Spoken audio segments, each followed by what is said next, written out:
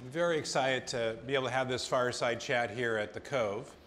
I'm very lucky to have Harry Hamlin, a pretty famous Hollywood actor, but also a technology enthusiast and investor in TAE. And of course, Michael Mindebauer, who's CEO of TAE. And Michael's gonna kick this off, but I just wanted to say, I thought this would be interesting for this group for a few reasons. First of all, this is an interesting mix that you wouldn't normally have in most regions of the country, as in we have Hollywood involved, we have big science involved, we have a $1,000 check that really started what is a massive big science project that Michael will explain.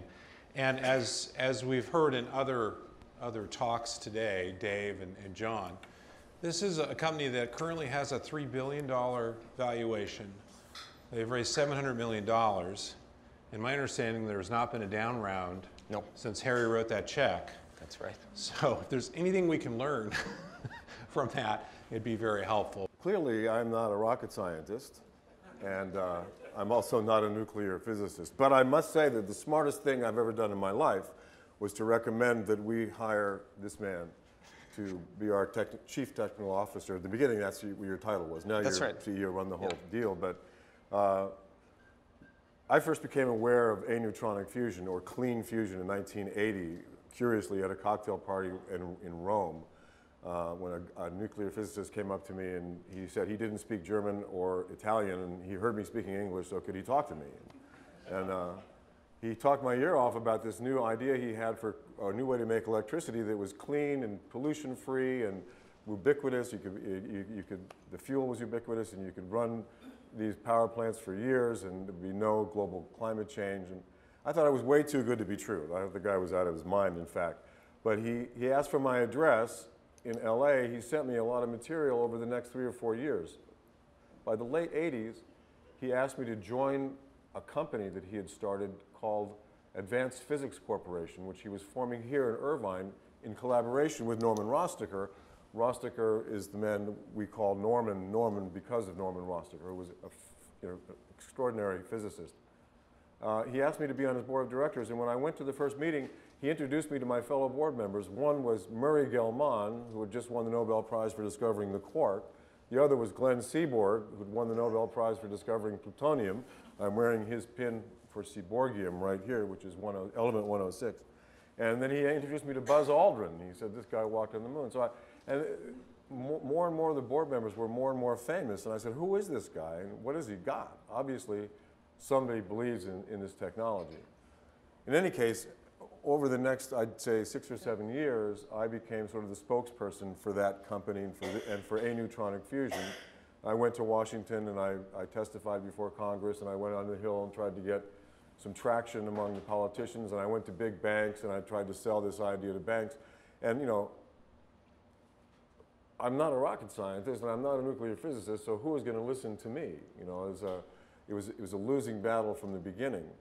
But then, in late 90s, I guess, Norman Rostocker and a bunch of us who were on an advisory committee decided that we would start our own company, that we wouldn't wait for some other entity to come along that we could hitch our wagon to, that we would actually get together and start our own company amongst very few of us who were on this board.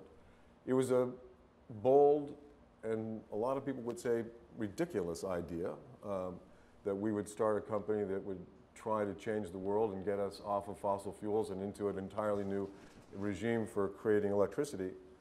And so, for some reason, we decided to do it. And it was a wink and a prayer that we went on. And you saw the first check that I wrote from my wife, Lisa Rinnes, and our household account, which then we were able to raise $10,000, I think, in the first couple of weeks of the company. We had Frank Wessel wrote a business plan in 2 weeks. So we started the company on April the 11th, 1998. That's right. We had a business plan ready by April the 1st. We had our first board meeting late April, and all of a sudden, Lady Luck descended on us.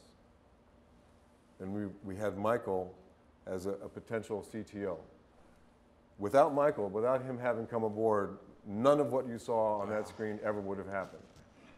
I would say that I would have to say that the people that you have hired, the way you have run the company, the way you have orchestrated this symphony of science has been absolutely extraordinary. So for angel investors, for people who are trying to think about how did this all happen, it comes down to the people.